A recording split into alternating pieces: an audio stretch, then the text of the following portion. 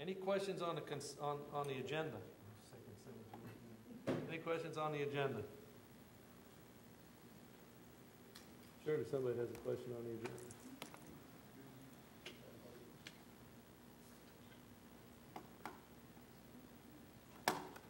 Consent agenda.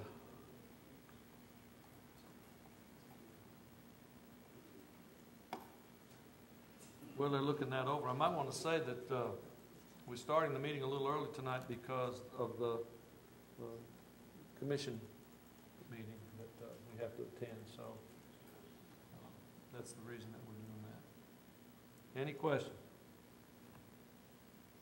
Moving right along.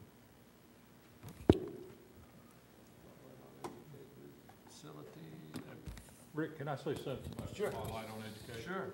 I was impressed with the number of students who, as graduates or graduating seniors, had perfect attendance either for the school year. I'm thinking of one, maybe two of our students who had 12 years perfect attendance, and I thought, how do you do that? Well, it takes dedication and family support to have all of that to be a perfect attendant student. And I'm pleased to know that some of them have that dedication, and that's a good thing. You know, what's amazing is the number of opportunities to get sick and, you know, the flu bug going around or a cold or a virus, and some of them got, you know, they go sick, you know. And it really kind of reflects on the parents too, as much as anything. 'Cause I can't tell you the number of times my son went, I don't feel like going today. Maybe go anyway. Y'all probably never heard that in your children. You know, just going back to just the Spotlight on Education itself has been a real addition to the board. I think it's done a lot of, and got a lot of people involved in coming to board meetings and things of that nature. Any other questions about that? Okay, Mr. Gill. Next, facilities. Daniel McKee Alternative School walking trail request. Dr. Christmas has requested permission to construct an asphalt walking trail at Daniel McKee Alternative School. It will be 1/7 of a mile in length. Cost of the trail is $18,000 and will be constructed by Sessions Paving, Rutherford County Schools' current approved paving contractor. The trail will be funded with an $18,000 request from the state of James E. Taylor. Recommend that we approve construction of an asphalt walking trail at Daniel McKee Alternative School. Question. This is, I think it's a good thing, because mind your experience, we've done very little to improve the campus at Daniel McKee, and this would be a good thing for that student body.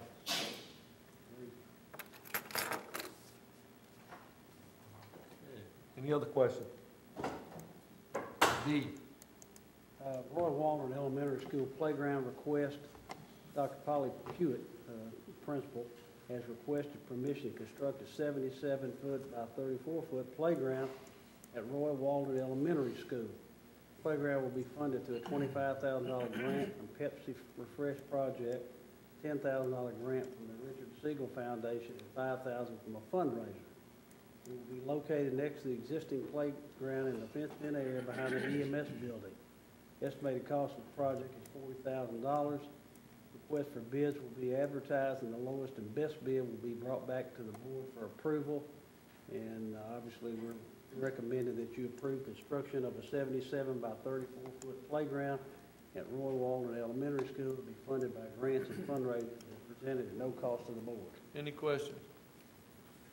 I know they had a big contest where they collected the names people calling in to help them get enough money to do this, and I think that they certainly are deserving. No questions? 9. Oakland High School International Baccalaureate enrollment criteria for out-of-zone students. If you recall, I don't know, a board meeting or two ago, we talked about creating a team of multiple people, and I think Mr. Spurlock kind of took the initiative and kind of contacted us and said, I've got some ideas here, some potential solutions. So we divide our principals groups into kind of grade level groups. And Gail Vick is the representative of the high school principal group, so she met with Mr. Spurlock, Mr. Odom, and myself, and then Mr. Odom stayed throughout the meeting. But Mr. Spurlock and Ms. Vick were able to kind of come up with a solution to what the problem is, and I commend both of them, and in particular Mr. Spurlock for saying, hey, it needs to be this way. This is fair to us. This is what we're looking for in an IB student. So all that said, just like the magnet enrollment criteria for elementary high schools, there is also a need to implement enrollment criteria for students seeking a zone exemption to attend the only IB, which is the International Baccalaureate high school program in Rutherford County. The recommended IB criteria has been modeled after the enrollment criteria adopted for Central Magnet School. And our motion, our recommendation will be to approve beginning with students enrolling in the 2011-2012 school year. Out-of-zone students seeking enrollment in Oakland High School International Baccalaureate program must, 1, score at or above the 80th percentile in math and reading on the most recent TCAP or comparable national assessment, or 2, score at above the 80th percentile for math and English on the 8th grade Explorer exam. Student must enroll in the freshman and sophomore years in courses that will lead to an IB diploma or an IB merit certificate. Minimum of 4 classes each year of advanced honors or above in grades 9 and 10 to retain the zoning exemption. And that's going to be the recommendation.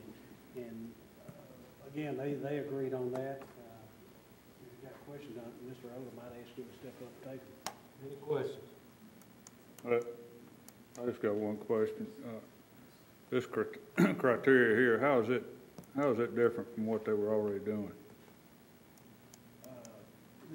They weren't doing where they done, bottom line.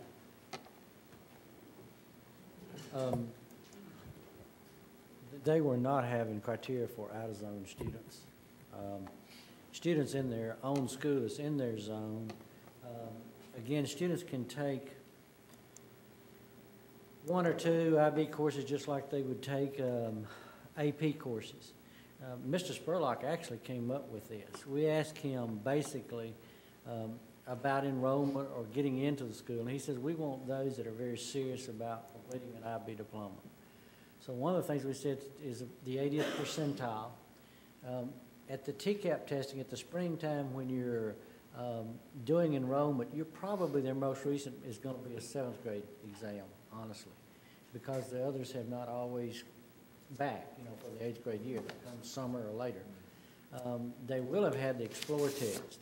So they got 2 ways. They could even use the 7th grade Explorer, 7th grade TCAP assessments with 80th percentile or higher, or they can use, if they like, their 8th grade Explorer that's 80 percentile or higher. We then asked Mr. Spurlock, because I think what we're saying, once someone gets in, how do we know they're a candidate? And he said, not everybody, of course, is a full IB diploma candidate. So his suggestion was that we use the IB merit certificate. And he says for them to be on track to get the International Baccalaureate Merit Certificate, they need to be taking 4 courses per year in advanced honors or above. Could be AP, could be advanced honors. So this is his suggestion, because these would be students that would be seriously on track for either the merit certificate or the actual diploma itself. So the merit certificate, you still are required to take X number of academic courses Right. at IB, right? There's a set number of courses that they take. They may not take, those getting the diploma have to go through the process of those exams, and then that special course that they take with IB. I mean, if you look across the state, across the whole United States, again, the number of students enrolled, the number that actually get an IB diploma are not the same. I mean, again, it's very similar to advanced placement courses. Kids take a number of courses, but may not get the actual diploma itself. But we want to encourage them to take the courses, because, again, they're rigorous courses. Would the student zone for Oakland not have to meet the same criteria? We asked him that, and he said, the courses are there. And in some instances, Oakland may offer, you can mix at the lower, at freshman, sophomore, you can actually teach AP and IB together. There's a little bit of different criteria when you get to the end, but one teacher, rather than create separate courses that neither one might be full, you can teach them together. So what we're saying is the commitment is there, but they'll kind of have to be the judge, I think, with the Oakland students, of whether this is going to be an IB person or is this going to be an AP person, that sort of thing. We have AP everywhere. He was comfortable in doing it this way and not creating double sets of courses, just IB alone.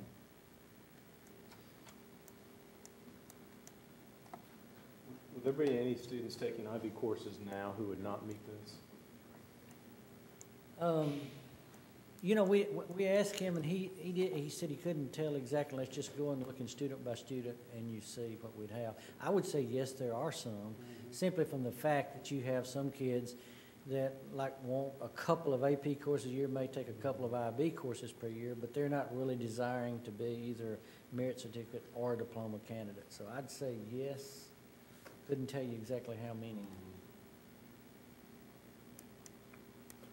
They go through a evaluation process for an AP class, don't they? So You can elect to take the exam or not. You know, Right. that's about the AP. so someone who's just gone through general, they wouldn't jump into an AP course, just like they wouldn't jump into an IB course.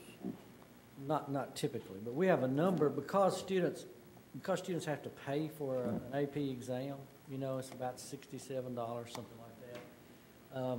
We have a number of students that will actually take for it to show on their transcript, but may not take the exam that would give them credit to carry to college.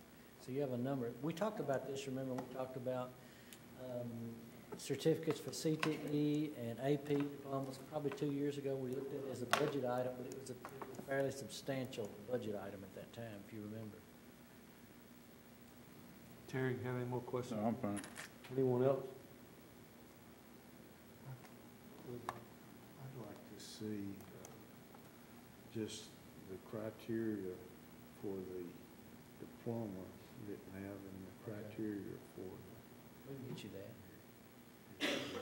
I may actually take it, but we'll get you that. Any other questions? Number 10. Rutherford County Schools student fees. Student fees are defined as fees for activities that occur during regular school hours, fees for activities and supplies required to participate in courses offered for credit per grade, fees for copies of student records and/or refundable security deposits collected by a school for use of the school property for courses offered for credit or grade. Schools may request fees if authorized by the Board of Education, but no one must be required to pay fees, regardless of income, for activities and supplies required to participate in courses offered for credit or grade.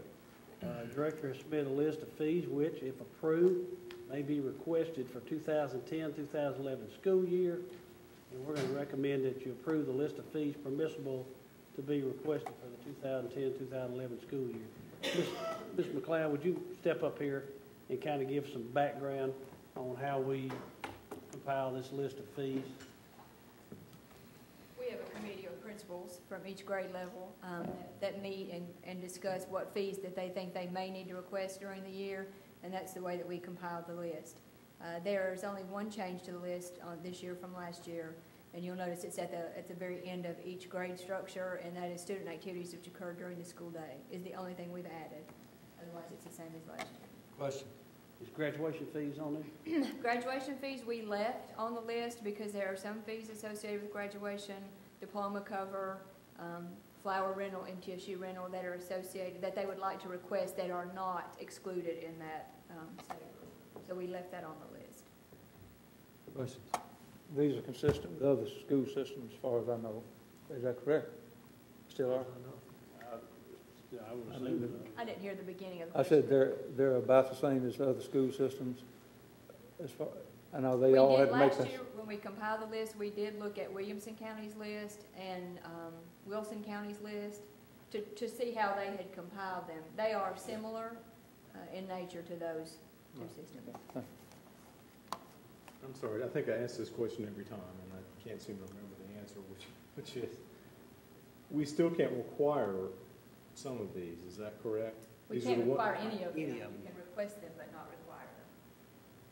So this list is just what we're saying we will allow the schools to request. Right. Yes. And we also send out a letter to parents Right. each year, and this year it will be in the handbook, so it will be distributed all. Blair? Have we felt the impact of this yet? We just hit it last year, you know, with calculator rentals for these advanced math classes and lockers and. I know the high school principals certainly felt an impact when the new legislation on healthy drinks and came out. It just, I hate to use the word crippled, but it significantly impacted their revenues to the point where they started asking us to pay for stuff we ordinarily wouldn't even consider. Can you answer his question? We were able to make it on our calculators, and we can still charge a deposit. Some items like that, we made it on. It was not ideal. It would, but, yeah. So in retrospect, I mean, I'm sure it's had to have some impact. I don't know the extent of the impact. That probably would be interesting and good to know how much of an impact And that's had. it may be after the audit is through with the school activity funds, that might be the time to go in and do the analysis because of just the structure of the accounting in the school activity funds. It's unusual. Any other questions? I don't think this is widely understood, is it, No, by the parents? I don't think it is. And you know, when you start cutting back on fees, obviously it does have some impact. I don't know the extent. When you're limited with respect to your fundraising abilities, that's got a substantial impact. And we said the other night, there probably will reach a point where the only way to operate schools will be to kind of supplant the money that's lost, is to go to the county court and say, hey, we're going to have to have more money, period. We just can't, you know, our fundraisers don't generate what they once did. We don't collect fees like we used to. We'll be asking for some money from downtown. Don't you kind of agree, Jeff? Yes, sir, I do. But it would be interesting to know, and I don't know how we get that information. I'm sorry, we talked about Blair? long. But it would be interesting to know what kind of money we generated in previous years. Of course, the economy might be a factor. From fundraisers versus what we generate now, and secondly, what we collected fees versus what we collect now, just to see the long-term impact. I'm sorry. Caps and gowns, did the school activity fee pick up that tab for the graduations? I do think the state allows you to charge for that. Oh, okay. This year, the schools had to cover that. After the restating of the fee policy and all, caps, gowns, those items were clearly included. At the state level, there was some research and there were opinions expressed. The State Board of Ed has changed that interpretation as far as caps and gowns, but it is not in effect for this school year. It will be in effect for next year. So the schools will not be cap and required. gowns. We can require cap and gowns to be Correct. paid next year. Correct. But we could not this year. And that is the main one I've had conversations with principals on. Any other questions? The item that we've added, student activities during the school day, what does that encompass? It essentially has to do with things that mostly middle school and high schools, for example, their theater productions. They show the production during the day and ask for a ticket fee that goes into the drama program. So because we didn't have that on the list before, they were not permitted to ask for that. So we want to make sure that we added it. So they have the ability to ask for it at least. Any other questions? Thank you. General discussion of the board. Nobody has anything. I got something I want to bring up. This information that we received from Ms. Barnes on the insurance, it's good. I'm glad we got it, but it was late.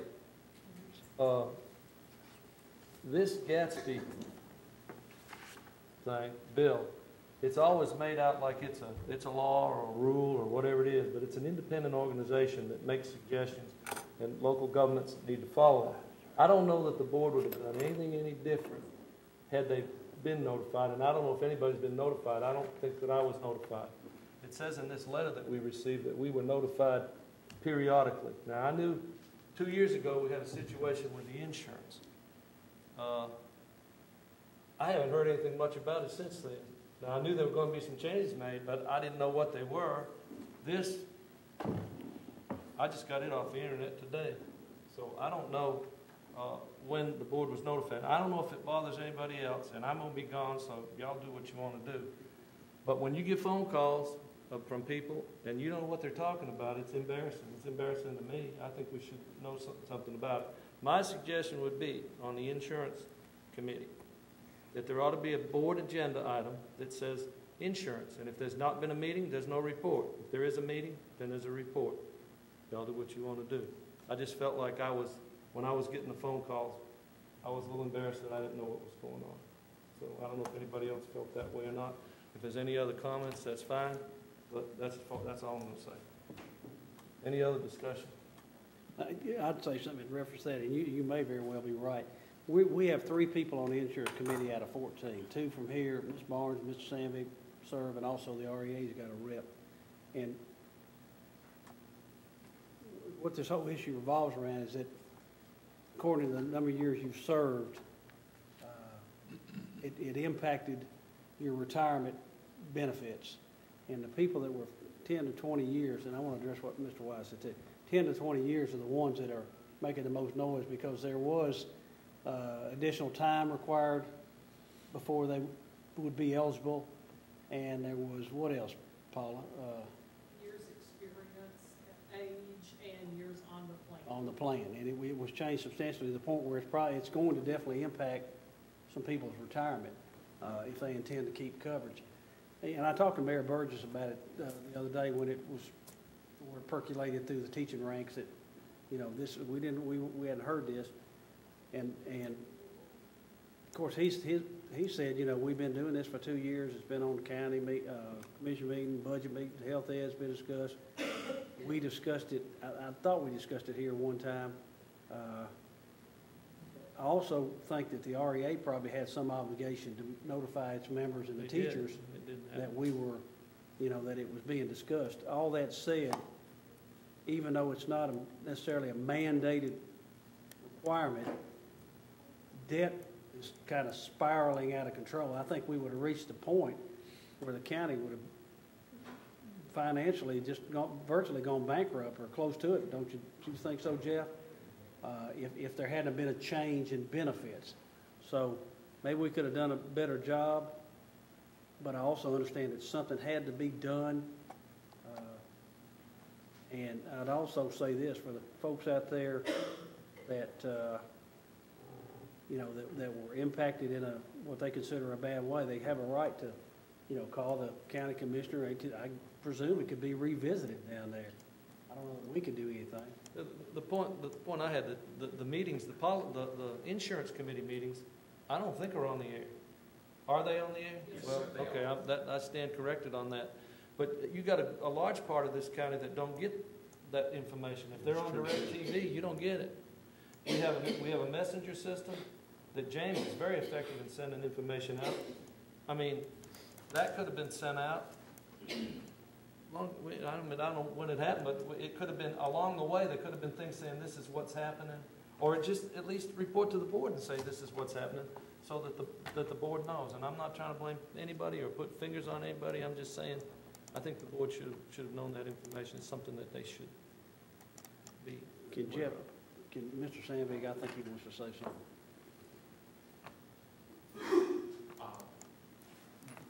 last week, the insurance committee did meet, and the GASB subcommittee will be reconvening and looking at that 10 to 20 year category in particular.